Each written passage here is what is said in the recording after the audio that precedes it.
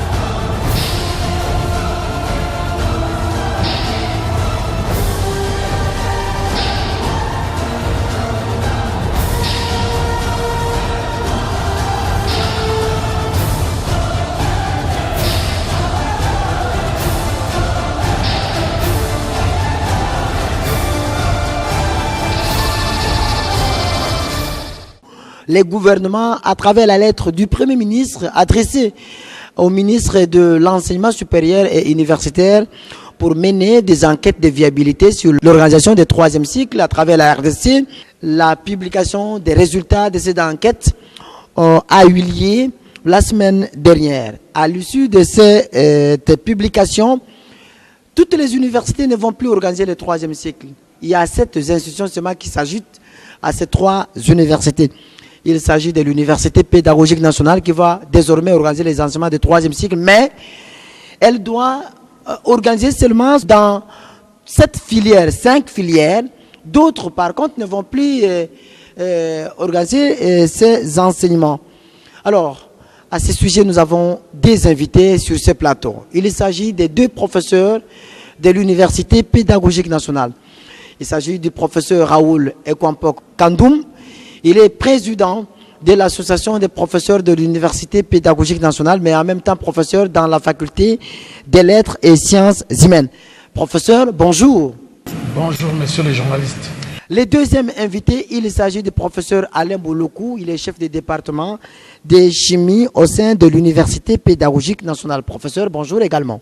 Bonjour. C'est avec ces 2 invités que nous allons nous entretenir sur cette question de l'organisation du 3e cycle. Professeur Ekwampok, les résultats des enquêtes ont été déjà publiés. D'entrée de jeu, quelle est votre analyse? Premièrement, parce que ce travail a omis certaines filières organisées pourtant à l'UPEN depuis des années. Allons-y de manière générale. La philosophie, le département de philosophie a été omis. Le département de lettres et civilisation latine a été omis également. Dans ce département, écoutez, il y a l'expertise nécessaire pour l'organiser de 3e cycle, voyez-vous. Donc cette omission pour nous, c'est la première faille. Deuxième faille, ce sont les données elles-mêmes qui n'ont pas été appréciées à leur juste valeur. C'est la deuxième faille. Quelles sont ces données-là? Les nombres de professeurs. Les nombres de professeurs et leur qualité. Mais je crois qu'il faudrait qu'on en parle. Lorsque vous prenez la notice biographique de chaque professeur de l'UPEN, vous allez bien vous apercevoir que les uns et les autres ont publié soit dans des revues nationales, soit dans des revues internationales, ont publié des ouvrages et on n'en parle pas. On ne veut pas y faire allusion. Mais ça, c'est un problème, voyez-vous. Hein? Je pense qu'ici, il est question d'inviter l'opinion tant nationale qu'internationale à consulter notre site internet. Vous allez voir qu'il y a des professeurs qui ont publié, et au pays, dans les revues nationales, et au niveau international, dans les revues internationales, mais on ne fait pas allusion à ça. Alors que, au regard du critérium mis en place, franchement, ça c'est un problème. 3e faille, parlons-en. Vous savez que les universités ne fonctionnent pas en vase clos. Il y a ce qu'on appelle la coopération universitaire.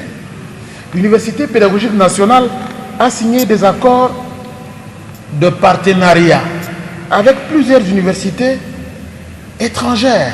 Je vais vous citer quelques-unes.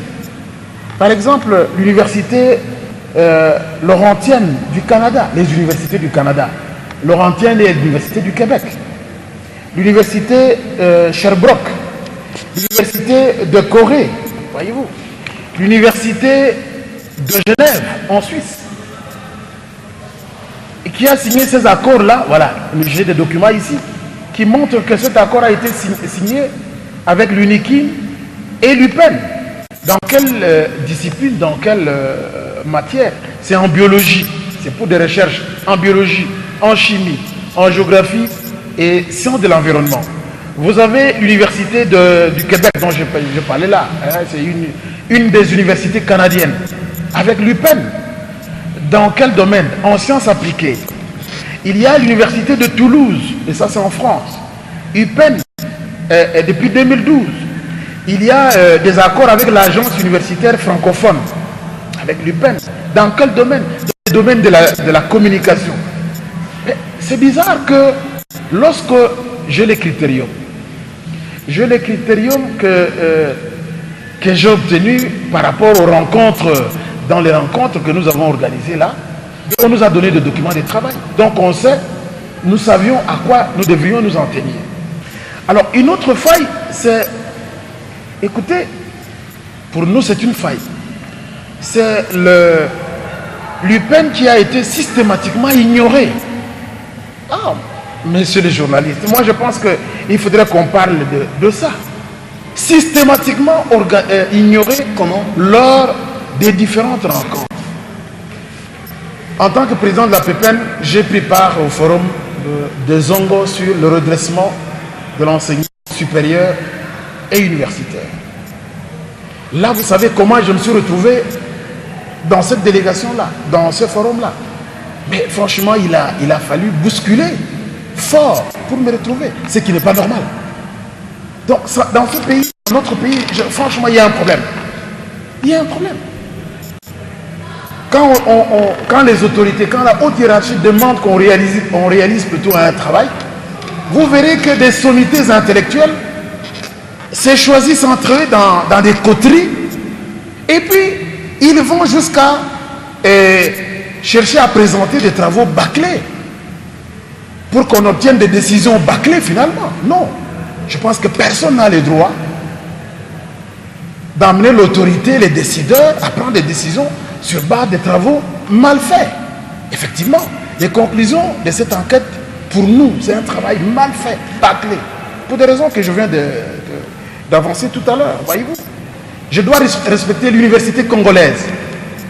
Autant je demande qu'on respecte l'université congolaise, autant je demande qu'on respecte l'université pédagogique nationale. Okay.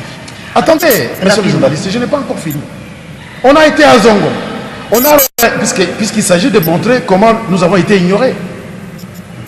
Lorsqu'on rentre de Zongo, le ministre intérimaire, pour ne pas le citer, Makermong, met en place une commission chargée de mettre en place les mesures d'application de la nouvelle loi cadre qui venait d'être promulguée en février 2014.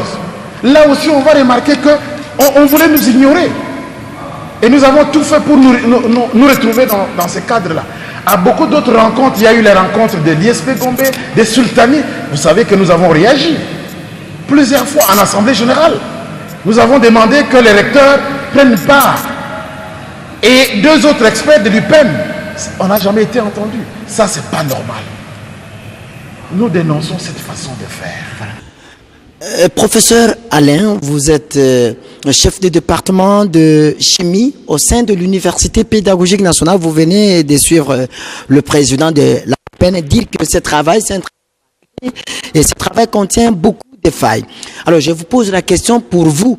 Des failles, c'est par rapport à l'UPEN seulement ou le faille, c'est à travers toutes les institutions d'enseignement supérieur. Parce qu'entendre le président, il ne parle que de l'UPEN. Est-ce que d'une manière générale, on peut parler qu'il y a un travail qui a beaucoup de failles? Nous voudrions que de la même manière qu'on considère les autres universités, le problème ici dans notre pays, le professeur qui sont dans d'autres institutions, je ne voudrais pas ici citer le nom de quelques universités, mais nous avons étudié tous à l'étranger. Mais on étudie à l'étranger, nous arrivons ici au terrain en Gili, certains prennent la direction de je ne sais quel institut, moi je prends la direction de l'UPEN. Dites-nous en quoi les autres sont meilleurs à nous. Parce que nous avons tous étudié dans les mêmes universités à l'étranger. Voilà pourquoi, pour me résumer, j'ai dit que le travail a été mal fait, bâclé, et la commission qui s'est attelée à ce travail a élu l'autorité en erreur. Nous avons un professeur émérite, 5 professeurs ordinaires, 4 professeurs full, au moins 5 professeurs associés.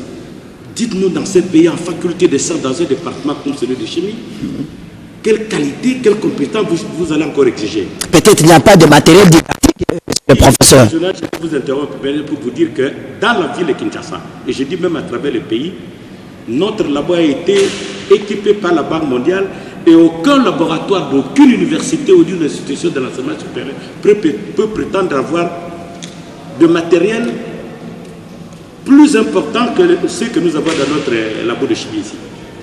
Et d'ailleurs, je vais vous rappeler que l'ensemble, la plupart des chercheurs de la ville de Kinshasa, que ce soit au niveau de l'enseignement supérieur, au niveau de l'enseignement secondaire, ils viennent faire leurs recherches dans notre labo. Donc, du côté, dire qu'il n'y a pas de matériel, c'est absolument faux.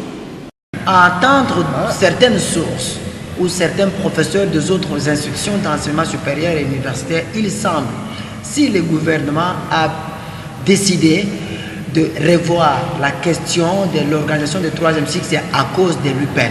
Il semble que c'est l'UPEN qui est à la base, c'est l'UPEN qui a poussé le ministre à suspendre l'organisation du 3e cycle dans d'autres universités, que d'autres universités sont victimes de l'UPEN. Votre réaction? Bon, moi je ne sais pas ce qu'a été la motivation des uns et des autres. Hein. J'ai dit en passant auparavant que nous nous connaissons très bien. Nous savons ce qui se passe dans toutes les facultés, dans d'autres institutions. On se connaît bien. On peut faire un débat contradictoire avec d'autres. On sait ce qui se passe dans la faculté des lettres et sciences humaines, dans d'autres universités, en médecine, en droit, etc. En relations internationales, en sciences politiques, etc. Les faiblesses sont connues. Nous sommes dans les mêmes systèmes. Personne ne peut prétendre qu'il connaît mieux le système, notre système, que nous. Comment donc? On va organiser ce travail-là sans un seul professeur de l'UPEN.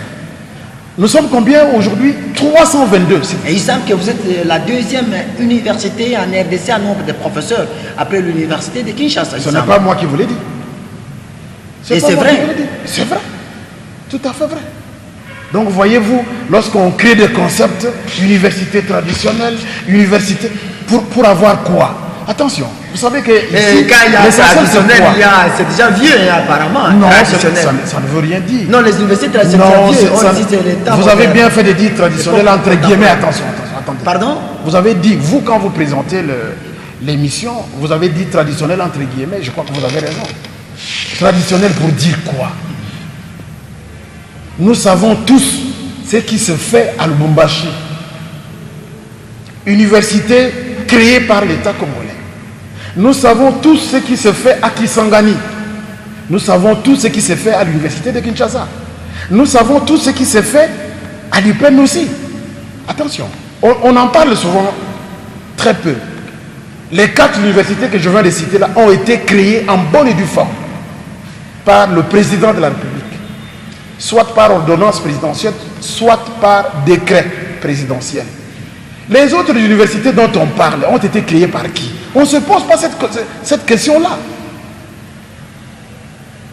Il y a beaucoup d'universités, toutes les autres d'ailleurs, ont été créées par décret ministériel, s'il vous plaît.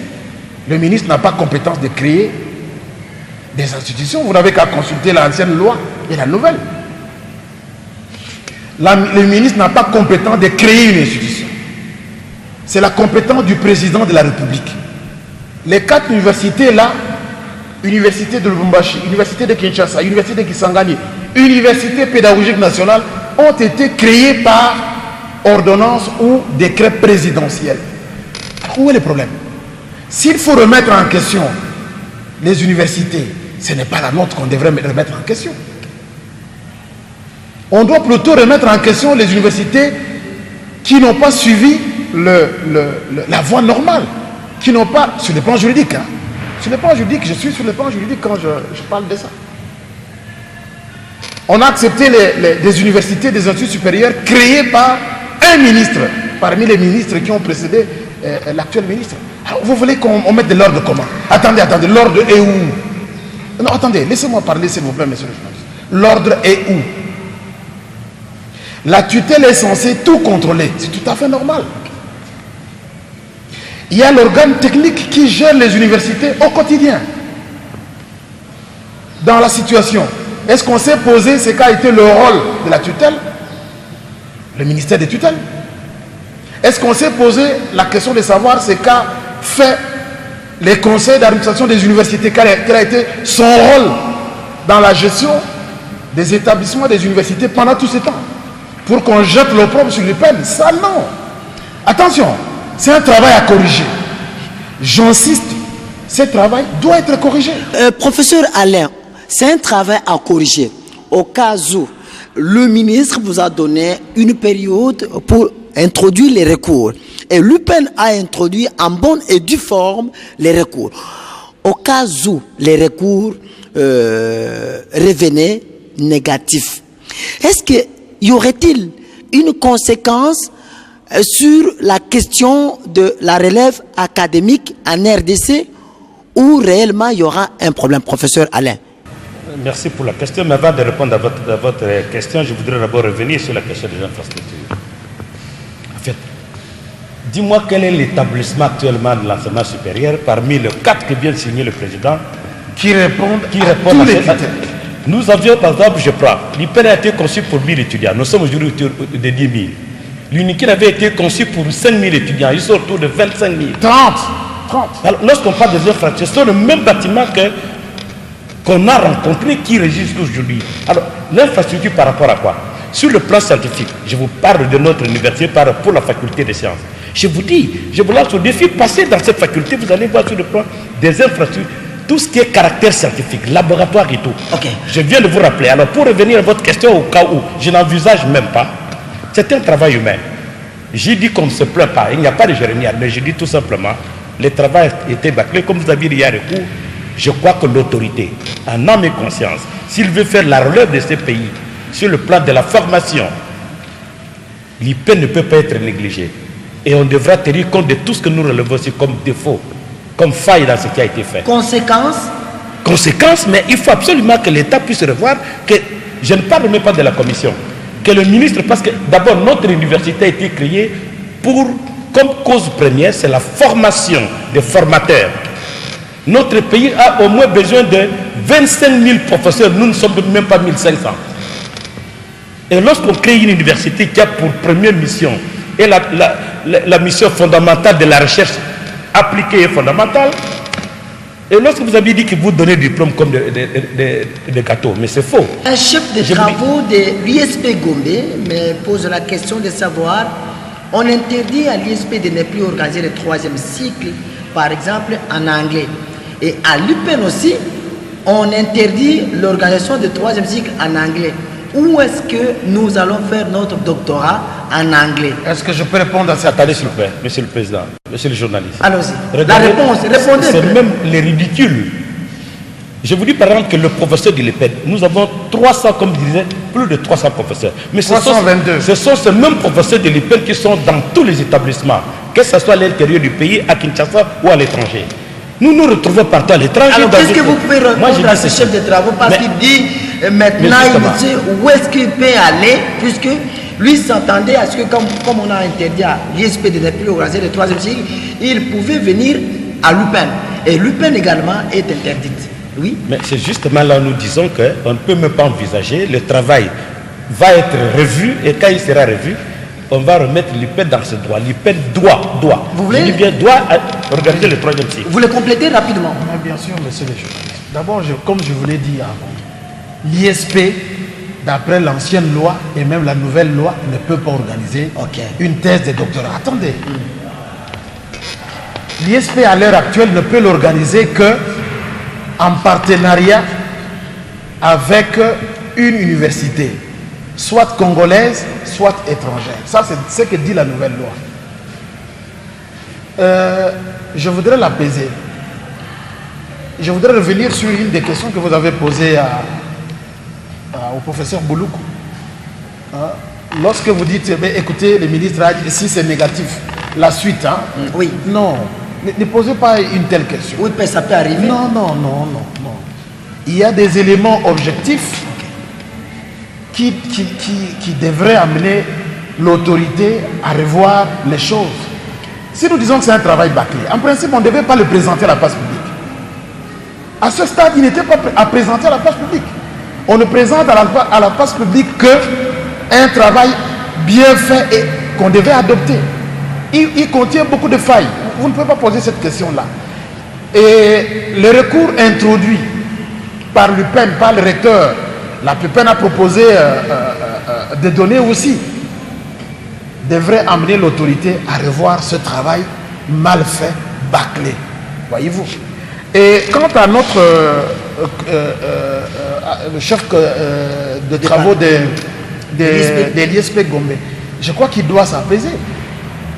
L'Université pédagogique nationale, on n'en parle pas du tout, on en parle peut-être moins ou pas du tout. L'Université pédagogique nationale a été créée d'abord pour combler la carence concernant la formation des docteurs en didactique des disciplines. Et ce domaine-là, c'est pour couvrir l'ensemble des besoins sur toute l'étendue de la République, dans les ISP essentiellement. Essentiellement. Si l'ISP Gombe doit organiser une thèse de doctorat, mais ce sera en partenariat avec l'UPEN et pas une autre université à ma connaissance. De ce point de vue-là. Avec quelle autre université? Voilà. Si ce n'est pas l'UPEN. Voilà.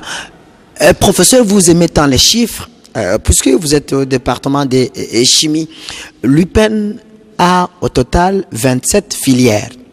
Pour vous, sur 27 filières, combien de filières devraient être autorisées à organiser les enseignements de troisième? Dites-y Je ne voudrais pas répondre de cette manière à dire que sur les 27, il faut que le 27 ou 5. La question fondamentale, quels sont les critères qui ont été retenus pour qu'un département ou une faculté organise les enseignements au troisième cycle? Dès qu'on a ces éléments-là, puisque vous m'avez dit que... Donc vous n'avez pas ces éléments-là? Non, non. Les éléments sont là, je vous dis... Regardez. Parmi ces éléments... J'ai ici les documents, critérium scientifique pour l'organisation des études de troisième cycle en République démocratique du Congo. Oui. Non. Donc les critères sont... Toutes les filières... Attendez, monsieur le journaliste, pardon, professeur. Ok.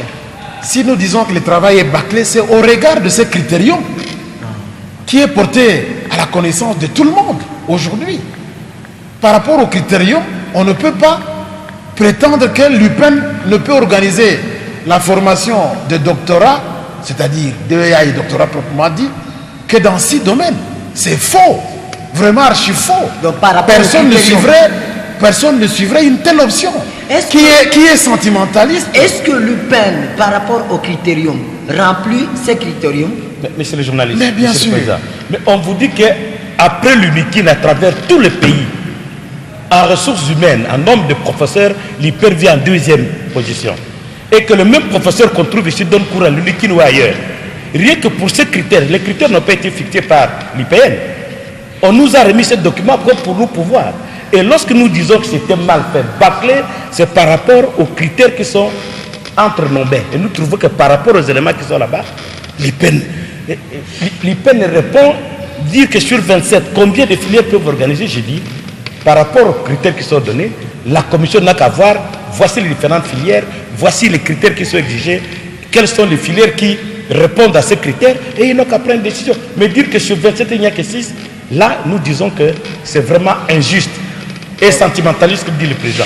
Professeur Alain, nous partons presque à la fin de notre production. Alors, pourquoi chaque ministre qui vient à la tête de l'enseignement supérieur universitaire, l'UPEN, doit toujours avoir un problème? Pourquoi? Mais nous nous rendons compte, depuis un certain temps, depuis la création de l'IPEN, depuis la mutation de l'IPN à l'UPN, nous sentons qu'il y a des détracteurs. Les gens qui ne veulent peut-être... Je ne comprends pas, parce que le premier élément pour faire d'une université, c'est la qualité de ses enseignants.